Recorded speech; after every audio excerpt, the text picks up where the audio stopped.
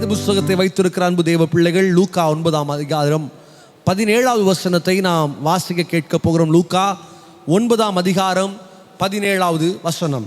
எல்லோரும் சாப்பிட்டு திருப்தி அடைந்தார்கள். மீதியான துணிக்கைகள் 12 கூடை நிறைய எடுக்கப்பட்டது என்று சொல்லப்பட்டிருக்கிறது. மிக அழகான ஒரு வார்த்தை அதில் எழுதப்பட்டிருக்கிறது. எல்லாரும் சாப்பிட்டு திருப்தி அடைந்தார்கள். ஹல்லேலூயா.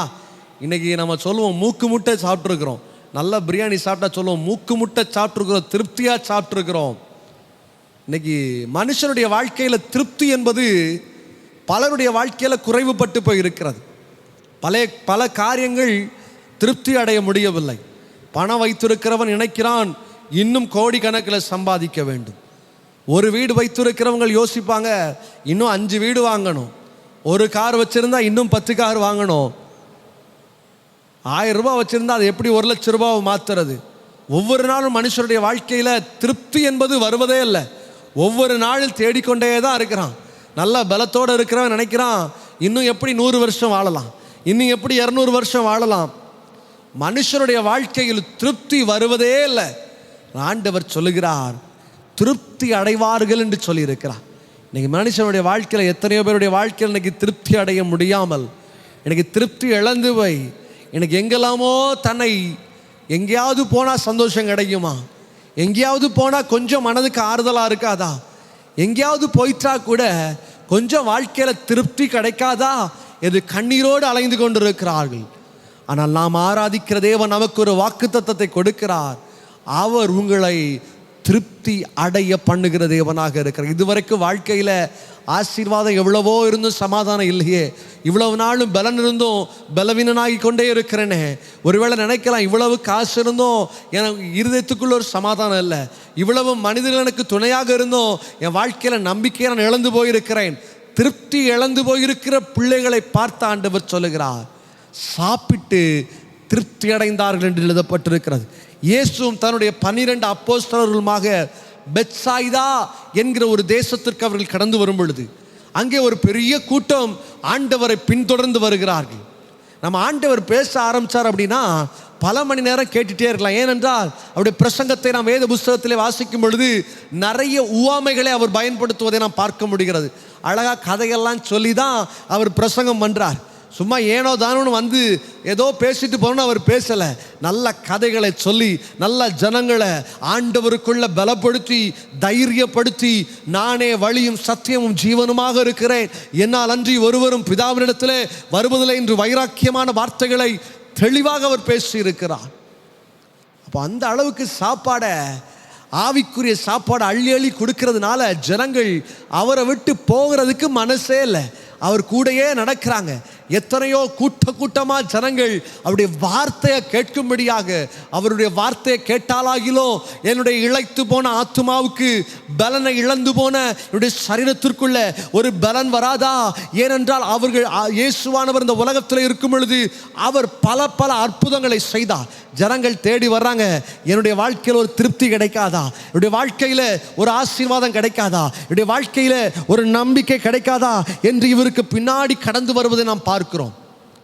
அப்போ அங்க இருக்கிற அப்போஸ்தலர்கள் இயேசுவை பார்த்து சொல்லுகிறார்கள், ஐயரே ஏறத்தாழ 5000 ஆண்கள், 5000 ஆண்கள் இந்த இடத்துல இருக்கிறார்கள். அப்போ கணக்கு பண்ணி பார்த்தா ஆளுக்கு ஒரு மனைவின்னு வச்சு பார்த்தா கூட அதுவே கணக்கில் 10,000 பேர் வந்துடுது.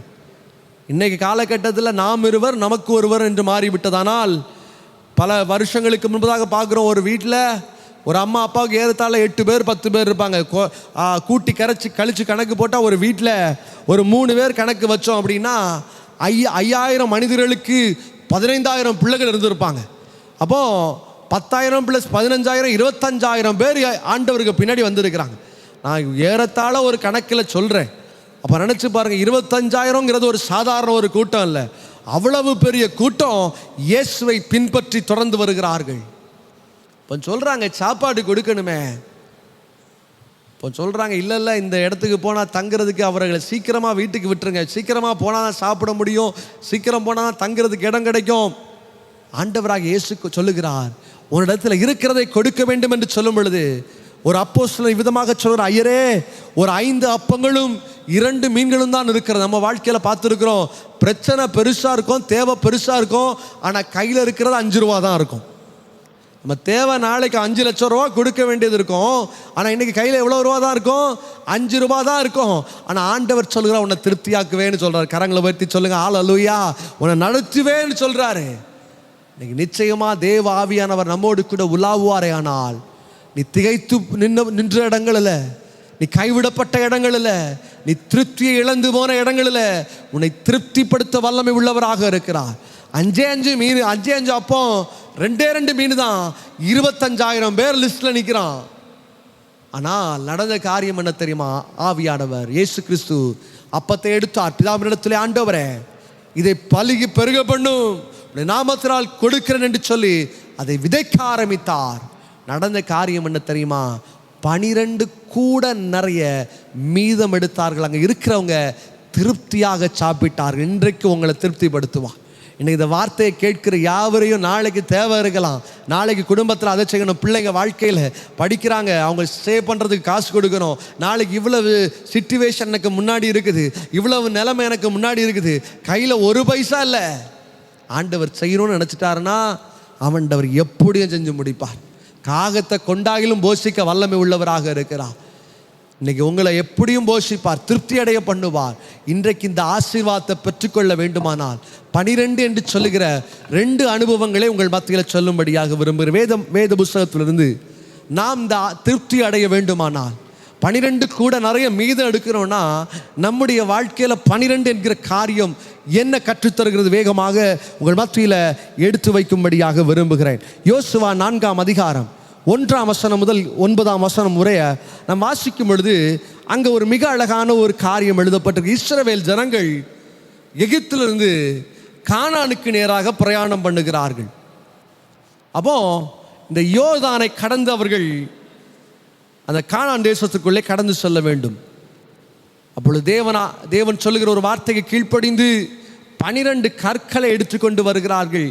எடுத்துக்கொண்டு வந்து ஞாபகமாக கர்த்தரங்களை வழிநடத்துகிறார் என்று சொல்லி அந்த 12 கற்களையும் அவர்கள் அடுக்குகிறார்கள். இன்னைக்கு நம்முடைய வாழ்க்கையில் முதல் காரியம் என்ன தெரியுமா? 12 என்று சொல்லுவது தேவனை நினைவு கூறுகிறவர்களாக நாம் இருக்க வேண்டும். பல நேரத்தில் நாம் திருப்தி அடைய முடியலை. ஏன் தெரியுமா? ஆண்டவரை மறந்து போயிருக்கிறோம்.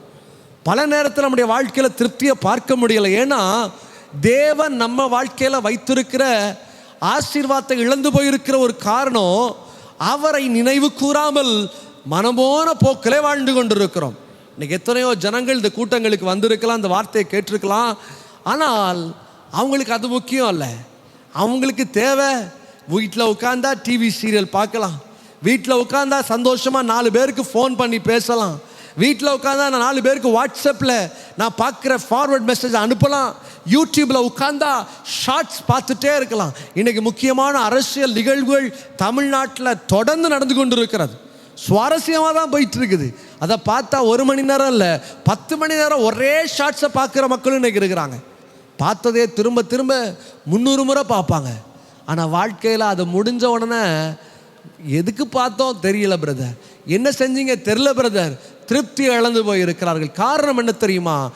ஆண்டவருக்கு கொடுக்க வேண்டிய நேரத்தை ஆண்டவரை மறந்துவிட்டு உலக பிரகாரமான காரியத்தை யோசிக்க ஆரம்பித்தார்கள்.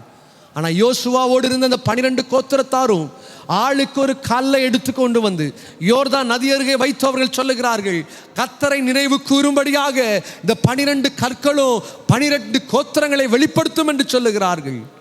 கர்த்தரை நினைவுபடுத்துகிறாங்க. இன்னைக்கு பல நேரத்தில் திருப்தி அடைய முடியலை. ஏன்? ஆராதனை நினைவுபடுத்த முடியல, வசனத்தை நினைவுபடுத்த முடியலை, வார்த்தையை நினைவுபடுத்த முடியலை. ஆண்டவரை மறந்து அலைந்து கொண்டிருக்கிறோம். தேவ ஆவியானவரை மறந்து ஏதோ ஒரு வாழ்க்கையை வாழ்ந்து கொண்டிருக்கிறோம். இன்னைக்கு ஆண்டவர் நம்முடைய வாழ்க்கையில் ஒரு மாற்றத்தை கொடுக்கும்படியாக விரும்புகிறார். திருப்தி அவன் வாழ்க்கையில் காணும்படியாக கிருபை செய்கிற தேவனாக இருக்கிறார். கர்த்தர் அந்த காரியத்தை செய்யணும்னா முதல் காரியம் நாம் கடந்து வர வேண்டிய அனுபவம் தேவ சமூகத்தில். ஆண்டவரே, நான் உங்களை மறந்து போயிருப்பேன், ஆனால் ஆண்டவரே உண்மை விட்டு நான் தூரம் போயிருப்பேன்னா, ஆண்டவரே நான் ஒருவேளை உங்களை மறந்து உலக பிரகாரமான காரியத்துக்கு கல்யாண வீட்டுக்கு முதல்ல போகிறோம், கல்யாண வீட்டுக்கு 8 மணிக்குனா ஷார்ப்பாக போயிடுறோம். ஆனால் தேவ சபைக்கு 6 மணிக்கு தான்மா கூட்டம், 6:30 வந்து உட்கார்ந்துருப்போம்.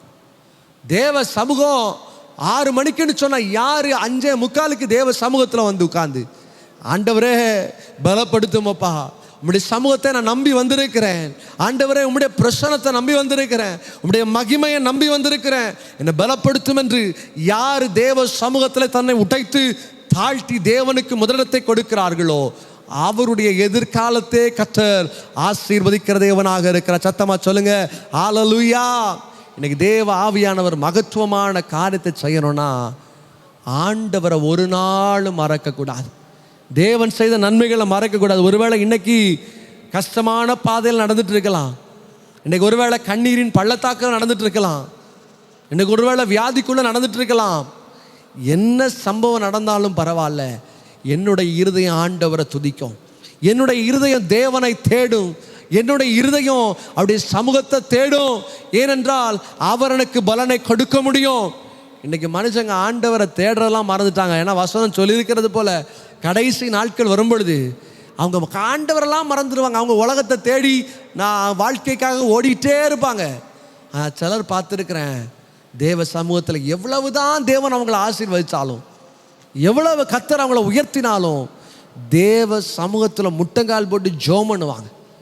அவங்க எதிர்காலத்தையே கர்த்தர் ஆசீர்வதிப்பார். இன்னைக்கு நம்ம ஓடுறோம், நம்ம சம்பாதிக்கிறோம், நம்ம பிள்ளைங்க நிலைமை எப்படி இருக்குமோ நமக்கு தெரியல. இன்றைக்கி உலகம் போகிற போக்கு அப்படி தான் இருக்குது. ஒவ்வொரு நாளும் கடந்த வாரத்தில் பார்க்குறோம், புதுசாக ஒரு வியாதி வந்திருக்குது. கொரோனா விடவும் 40 மடங்கு வீரியம் கொண்டது என்று சொல்லியிருக்கிறார்கள். இதனால் அடுத்த லாக்டவுன் வருவதற்கு சில வாய்ப்புகள் இருக்கிறதுன்னு சொல்கிறாங்க. இப்படிலாம் வந்துக்கிட்டு இருக்குன்னு வச்சுக்கோங்களேன், அவ்வளோதான். இன்றைக்கி ஒரு கூட்டம் சொல்கிறாங்க, இனி ஒர்க் ஃப்ரம் ஹோம் தான், இனி நிறைய வண்டிகளெல்லாம் பயன்படுத்தாதீங்க, டீசல் பெட்ரோல் குறைவாக இருக்குது. இப்படிலாம் வந்துச்சுன்னா பழைய மாதிரி மாட்டு வண்டிகள் தான் நம்ம வீட்டுக்கெல்லாம் போகணும். தலைகீழ இந்த உலகம் மாறும். ஆண்டவர் சொல்லுகிறார், யார் மாறினாலும் அவர் ஒரு நாளும் மாறாத தேவனாக இருக்கிறார். ஆராதிக்கிறவங்கள் ஒவ்வொருவரையும் அவர் பலப்படுத்துவார். ஆராதிக்கிறவங்கள் ஒவ்வொருடைய வாழ்க்கையிலும் அவர் அற்புதங்களை செய்வார். கர்த்தர் திருப்திப்படுத்த வேண்டுமானால் முதல் ஒரு காரியத்தை பார்க்கிறோம், நீங்கள் தேவனை மறக்காமல் அவரை நினைவு கூறுகிறவர்களாக இருக்க வேண்டும். இரண்டாவது ஒரு காரியத்திற்குள்ளே நான் கடந்து வரும்படியாக விரும்புகிறேன்.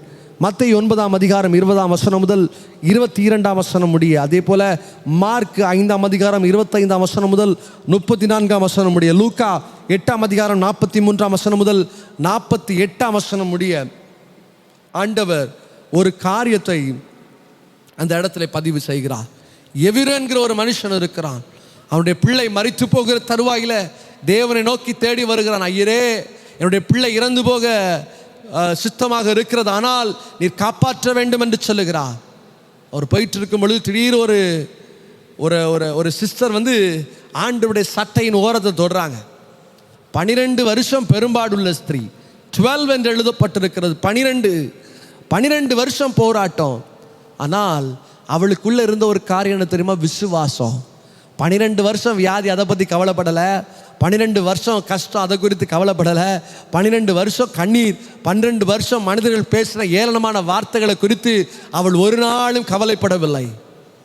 அவளுடைய ஃபோக்கஸ் ஒரே ஒரு காரியத்தில் இருந்தது, நான் நம்புகிற தேவன் எனக்கு செய்து முடிப்பார், நான் விசுவாசிக்கிற தேவன் அற்புதங்களை செய்வார், நான் நம்புகிற தேவன் எனக்கு ஒரு மாற்றத்தை கொடுப்பார். அவள் நம்பினாள். தேவ சட்டையின் ஓரத்தை தொட்டாள். உடனே ஒரு வல்லமை அவளுக்குள்ளே பாய்ந்து வந்தது. வசனம் சொல்லியிருக்கிறது, 12 வருஷம் பெரும்பாடுள்ள ஸ்திரீ அந்த நேரத்தில் சுகத்தை பெற்றாள் என்று சொல்லப்பட்டிருக்கிறது. காரணம் என்ன தெரியுமா? அவளுக்குள்ள இருந்த ஒரு விசுவாசம். இன்றைக்கு நமக்குள்ள விசுவாசம் இருக்க, ஜெபிக்கிறோம், ரைட்டு தான், நம்ம பாடுறோம், எல்லாம் நல்லா தான் இருக்குது. ஆனால் நமக்குள்ள இருக்க வேண்டிய முக்கியமான ஒரு குணாதிசயம், நமக்குள்ளே நம்பிக்கை, விசுவாசம் இருக்க வேண்டும். இந்த 12 வருஷம் பிரச்சனையோடு இந்த ஸ்திரீக்குள்ளால தேவ மகிமை அவளை திருப்தி அடைய பண்ணினது. காரணம் என்ன தெரியுமா? அவளுக்குள்ளே விசுவாசம் காணப்பட்டது. அன்பு தேவ பிள்ளையே, இன்னைக்கு ஆண்டவருடைய வாழ்க்கையில் அற்புதங்களை செய்ய வேண்டுமானால் நீ தேவனுக்குள்ளே நம்பிக்கை உள்ளவனாக, விசுவாசிக்கிறவனாக, தேவனை பின்பற்றுகிறவனாக நீ வாழும் பொழுது நிச்சயம் கர்த்தர் உன்னை பலுகி பெருக பண்ண, நம்பிக்கை உடையவர்களை ஆசீர்வதிக்க, விசுவாசிக்கிற ஒவ்வொரு தேவ பிள்ளைகளுடைய வாழ்க்கையிலும் அற்புதங்களை செய்ய நாம் ஆராதிக்கிற தேவன் வல்லமை உள்ளவராக இருக்கிறார். இந்த திருப்தி அடைய வேணும்னா நமக்குள்ள நம்பிக்கை வேணும். அந்த 5 அப்பமும் 2 மீனும் வைத்திருக்கிற அந்த சின்ன பையன், அவனுக்குள்ள ஒரு விசுவாசம் இருந்திருக்கும். என்ன தெரியுமா? இந்த 25,000 பேரை ஆண்டவர் போஷிக்க முடியும். என் முன்னாடி இருக்கிறது பெரிய கூட்டம் தான், ஆனால் நான் கொடுக்கிற சின்ன காரியத்தை வச்சு ஆண்டவர் 25,000 பேரை திருப்திப்படுத்த முடியும் என்கிற ஒரு நம்பிக்கை அவனுக்குள்ளே காணப்பட்டிருக்கும். கொண்டு வந்ததை கொடுத்தான். வசனம் சொல்லியிருக்கிறது போல 12 கூடைகள் மீதம் எடுக்கிற வைக்கிற வர ஆண்டவர் அவர்களை திருப்திப்படுத்தினார். இன்னைக்கு 12 வருஷம் பிரச்சனையோடு இருந்த அந்த சகோதரியுடைய வாழ்க்கையில் அற்புதத்தை செஞ்சது ஒரே ஒரு காரணம் தான், விசுவாசம் தான். இன்னைக்கு நம்ம ஜெபத்தை ஆண்டவர் கேட்கணும், நமக்கு ஆண்டவருக்கு மேலே விசுவாசம் இருக்கணும். நம்ம நம்பணும், ஆண்டவரே இது செய்ய முடியும், ஆண்டவரே உங்களால் அற்புதத்தை செய்ய முடியும், ஆண்டவரே அதிசயத்தை செய்ய முடியும். நாங்கள் ஜெபிக்கிற ஜெபத்தை நீங்கள் கேட்டுட்டு இருக்கிறீங்கன்னு நாங்கள் நம்புகிறோம், விசுவாசிக்கிறோம், செய்யுங்கன்னு ஆண்டவருடைய சமூகத்தில் கேட்டு பாருங்கள். நிச்சயமாக தேவாவியானவர் நம்முடைய வாழ்க்கையில் செய்ய வல்லமை உள்ளவராக இருக்கிறார். ஆண்டவராக இயேசு கிறிஸ்து இந்த உலகத்தில் வாழும் பொழுது எத்தனையோ ஜனங்கள் அவர்களை பின்பற்றி வந்தார்கள். ஆனால் ஆண்டவர் 12 பேரை தெரிந்தெடுத்து அவர் சொன்னார், இந்த உலகத்திற்கு நீங்கள் உப்பாக இருக்க வேண்டும். பல ஜனங்களுக்கு ஆறுதலை இழந்தவர்களுக்கு, நிம்மதி இழந்து போனவர்களுக்கு நீங்கள் வெளிச்சத்தை கொடுக்கிறவர்களாக இருக்க வேண்டும் என்று சொல்லி 12 பேரை அவர் உருவாக்கினார். இன்னைக்கு நீங்கள் தேவனை வெளிப்படுத்துகிறவர்களாக இருக்க வேண்டும். 3வது ஒரு குணாதிசயத்தை பார்க்கிறோம். தேவனுடைய நாமத்தை வெளிப்படுத்துகிறவர்களாக, தேவனுடைய அன்பை இந்த உலகத்திற்கு சொல்லுகிறவர்களாக, தேவனுடைய வெளிச்சத்தை தூக்கி சுமக்கிறவர்களாக நீங்கள் இருக்கும் பொழுது பரிசுத்த ஆவியானவர் உங்களை பலப்படுத்தி ஆசீர்வதிக்க, வருகிற நாட்களில் எண்ண முடியாத காரியங்களை செய்ய அவர் மகத்துவம் உள்ள தேவனாக இருக்கிறார். முதலாவது ஒரு காரியத்தை பார்க்கிறோம். 12 கூட மிச்சம் எடுக்கணும்னா, திருப்தியாக நம்ம நடக்கணும்னா ஆண்டவரை நினைவு கூற வேண்டும். 2வது பார்க்கிறோம், நம்பிக்கை விசுவாசம் நமக்குள்ளே இருக்க வேண்டும். 3வது ஒரு அழகான ஒரு காரியம் எழுதப்பட்டிருக்கிறது. அவருடைய அன்பை வெளிக்காட்டுகிறவர்களாக, அவருடைய நாமத்தை வெளியே சொல்லுகிறவர்களாக, அவருடைய நாமத்தை பிரஸ்தாபப்படுத்துகிறவர்களாக நாம் வாழும் பொழுது ஆண்டவர் சொல்லுகிறார், திருப்தியாக்கி நடத்திடுவார், தேவையெல்லாம் சந்திப்பார், மீதம் எடுக்க வைப்பார், பிறருக்கு கொடுக்க வைப்பார். கரங்கள் இதுவரைக்கும் குறுகி போயிருக்கலாம், இதுவரைக்கும் உங்கள் கரங்கள் பிறருக்கு ஏமாற்றத்தை கொடுத்திருக்கலாம். ஆனால் இன்றைக்கு இந்த 3 காரியத்தையும் யார் பின்பற்ற உறுதியாய் தேவ சமூகத்தில் உங்களை ஒப்பு கொடுக்குறீங்களோ ஆண்டவர் சொல்லுகிறார், திருப்தியாக்கி நடத்துவேன், உன் தேவையை சந்திப்பேன், மீதம் எடுக்க வைப்பேன், கையின் பிரயாசத்தை நீ சாப்பிடுவாய், உனக்கு பாக்கியமோ நன்மையும் உண்டாகி இருக்கும் என்று சொன்னது போல நீங்கள் சம்பாதிக்கிறதுல மீதத்தை எடுக்க வைப்பா. எடுக்க வச்சவர் பிறருக்கு கொடுக்க வைக்கிறாரு. கொடு உனக்கு கொடுக்கப்படும் என்று சொன்னது போல நீங்கள் கொடுக்க கொடுக்க கொடுக்க உங்கள் வீட்டில் தானியம் குறைந்து போகிறதில்ல, உங்கள் வீட்டில் ஆசீர்வாதம் குறைந்து போகிறதில்ல, உங்கள் குடும்பத்தில் சந்தோஷம் குறைந்து போகிறதில்ல. இனி உங்களை திருப்தியாக்கி நடத்துவா. இந்த வசனத்தை நம்புவோம். ஆண்டவரை, எனக்கு முன்னாடி 25,000 பேரை போல பெரிய பிரச்சனை தான் இருக்குது, ஆனால் இன்னைக்கு வெறும் சின்ன ஒரு காசோட தேவையோடு தான் உட்கார்ந்துருக்கிறேன், திருப்தி இல்லாமல் தான் உட்கார்ந்துருக்கிறேன். ஆனால் உங்களை மறக்கலப்பா ஆண்டவர், உங்கள் மேலே இருக்கிற விசுவாசம் குறைந்து போகிறதில்ல, உமக்காக உம்முடைய நாமத்தை வெளிக்காட்டுகிறவனாக நான் வாழுவேன் என்று உன்னை ஒப்பு கொடுத்து பார். நிச்சயமாக கர்த்தர் உங்களை ஆசீர்வதிக்க வல்லமை உள்ளவராக இருக்கிறார். சகோதரர் எபிசாம் மூலமாக பகிரப்பட்ட இந்த தேவ செய்தி உங்களுக்கு ஆசீர்வாதத்தை கொண்டு வந்திருக்கும் என்று நாங்கள் நம்புகிறோம். இந்த வார்த்தையால் நீங்கள் ஆசீர்வதிக்கப்பட்டிருந்தால் இதை உங்கள் நண்பர்களுடன் பகிர்ந்து கொள்ளுங்கள். உங்களுக்கு ஜெபம் தேவையா? நீங்கள் எந்த நேரத்திலும் 9952813788 என்ற எண்ணிற்கு எங்களை அழைக்கலாம். எங்கள் அதிகமான பிரசங்கங்கள் மற்றும் நேரடி ஆராதனைகளை லைவ் வர்ஷிப் காண யூடியூப் உள்ள எங்கள் சேனலை பாருங்கள். RHEMAMINISTRIESNGL. தேவன் உங்களை ஆசீர்வதிப்பாராக.